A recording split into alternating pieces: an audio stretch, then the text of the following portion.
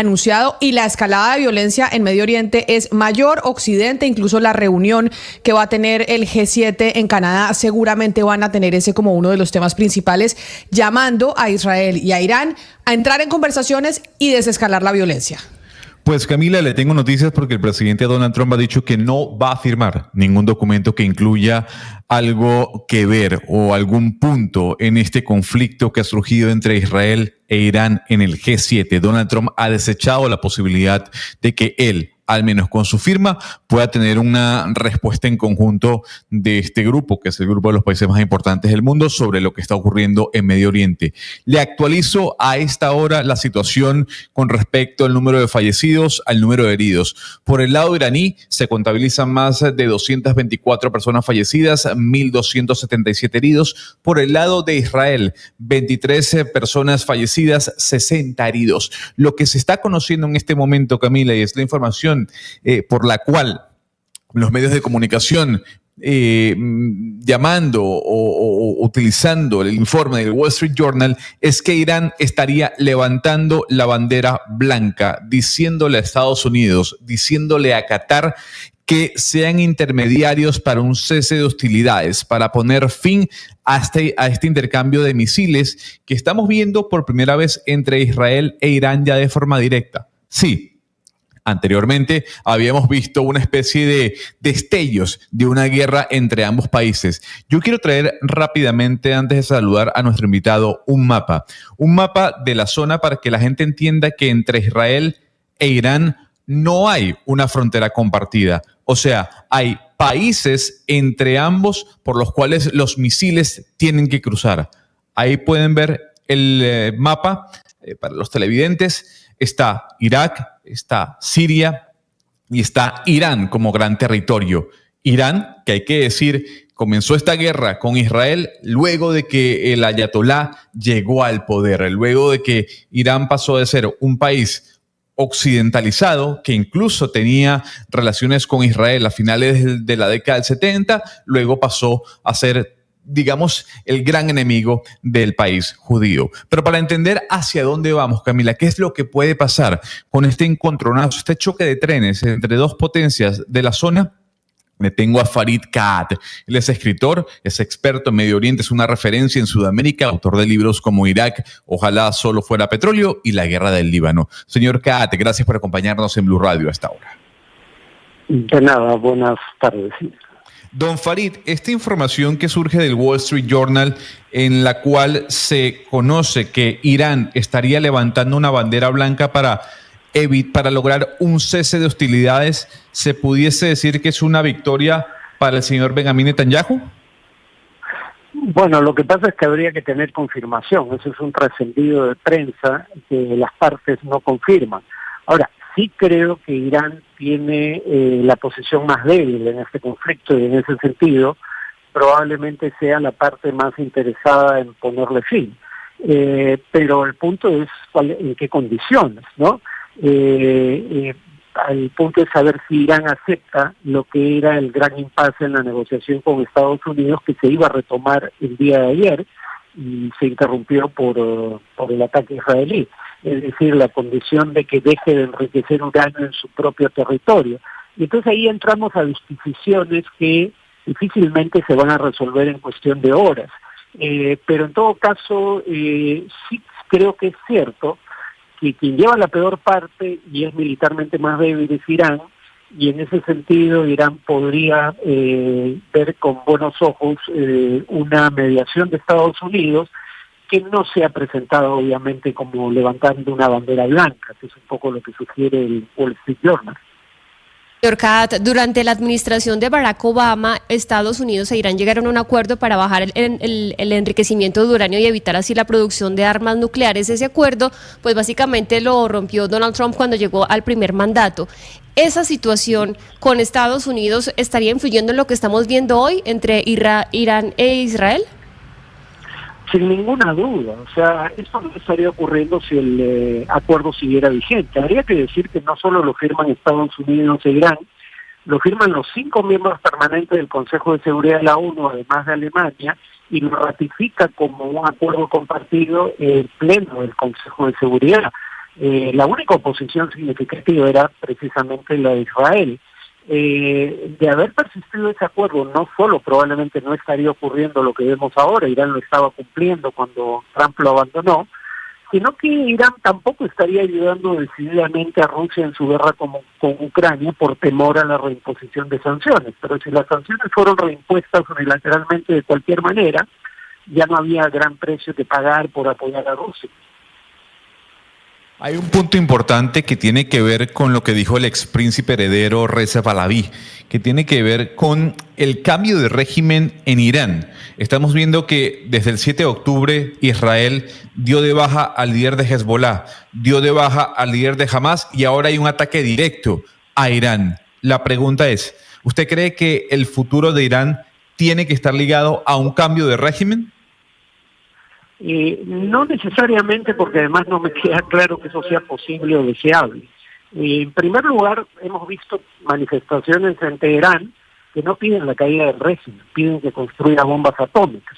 Claro, eso es un contexto dictatorial donde quienes se oponen no pueden marchar libremente, pero recuerden que la Persia es una civilización antiquísima, orgullosa, y esto si acaso, como suele ocurrir cuando alguien además es atacado sin haber causado un ataque previo, esto probablemente en lo inmediato al menos lleve a un mayor apoyo al régimen.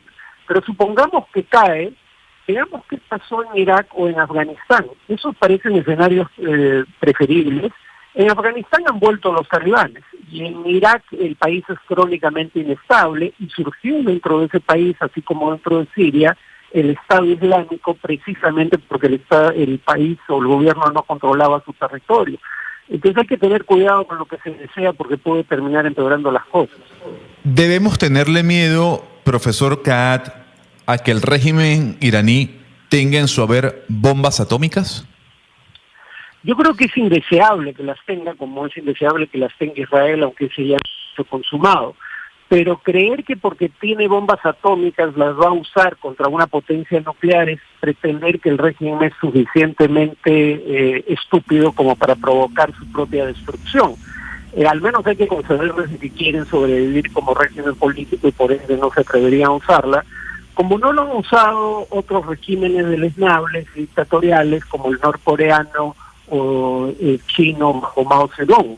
O sea, el punto es, la disuasión nuclear probablemente funcionaría, pero aclararía que no hay evidencia alguna de que Irán estuviera construyendo una bomba atómica, y eso lo dice la inteligencia estadounidense, no el régimen iraní.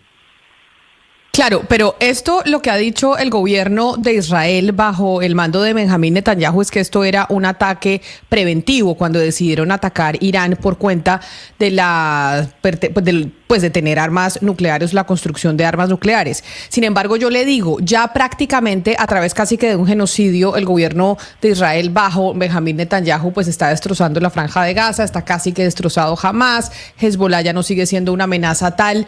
¿Será que este ataque, que es lo que muchos pues están especulando, que propinó Israel a Irán, también obedece a las motivaciones personales de Benjamín Netanyahu para seguir en el poder, porque sabe que políticamente a nivel interno pues solo puede permanecer en el poder mientras haya un conflicto que enfrente a Israel?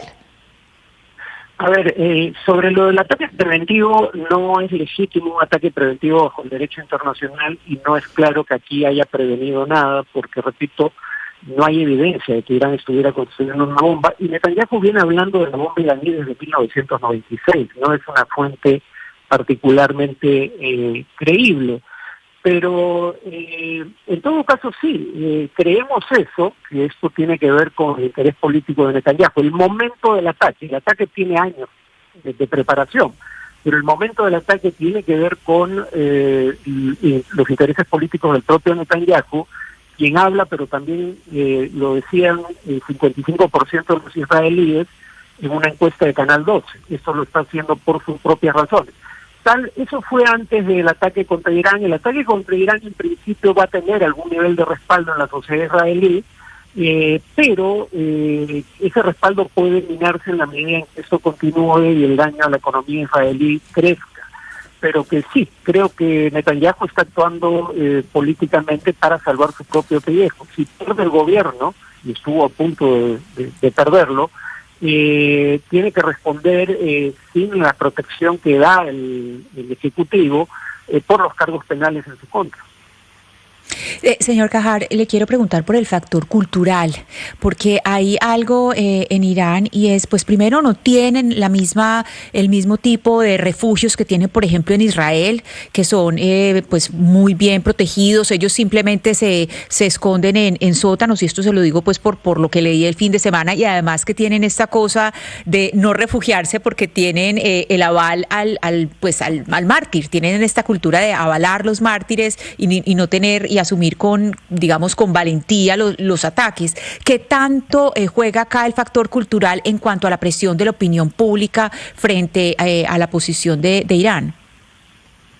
Bueno, pero precisamente lo de Israel es lo que aquí es inusual. No hay país en el mundo, que salvo probablemente Finlandia en su momento, que tenga refugios para la mayoría de su población, que tenga una cultura de atizar temores constantes en su población para creer que siempre están en riesgo de extinción. No es común que el país tenga eso. Además, de hecho, el paso, según reporta el diario Haaretz, no hay suficientes refugios en las zonas de mayoría árabe dentro de Israel, un país que dice que trata a todos sus ciudadanos por igual. No creo que ese sea un factor. El gobierno iraní es un gobierno económicamente maltrecho que de cualquier manera probablemente no tendría recursos para crear refugios para cerca de 90 millones de personas en un país bastante más extenso que Israel. Pues, profesor Kahat, esto que usted nos está diciendo, que sin duda alguna es la noticia en donde el mundo entero tiene los ojos puestos en esta situación entre Israel e Irán, pues nos da muchas luces para lo que se puede venir. Yo le agradezco enormemente que nos haya atendido, y yo sé que es difícil ser oráculo, pero ¿usted cree que este es un conflicto y una escalada violenta que vamos a tener por cuánto tiempo? ¿Esto va a ser un tema de largo aliento como lo vimos en Gaza, o esto se puede solucionar pronto? Yo diría que no de inmediato, porque Israel no ha conseguido aún sus objetivos y va a tratar de conseguirlos con vía militar. Eso le va a tomar tiempo. Como no tiene las bombas necesarias para llegar, por ejemplo, a la central nuclear de Fordo, con las que tiene que bombardear en oleadas sucesivas para ir horadando el concreto fortificado. Entonces, por un lado, Israel probablemente intente seguir atacando por un tiempo, pero Irán va a empezar a tener problemas de abastecimiento en Siria en unas 3 semanas, calculo. Por ende, creo que tenemos días y no semanas por delante, pero no meses y años. Pues es el profesor Farid Kahat. Profesor, mil gracias por estar con nosotros hoy aquí en los micrófonos de Blue Radio. Un feliz resto de día para usted. Gracias, hasta luego. Tratando de entender la escalada de violencia en Medio Oriente entre Israel e Irán. Hacemos una pausa y nos volvemos a oír también con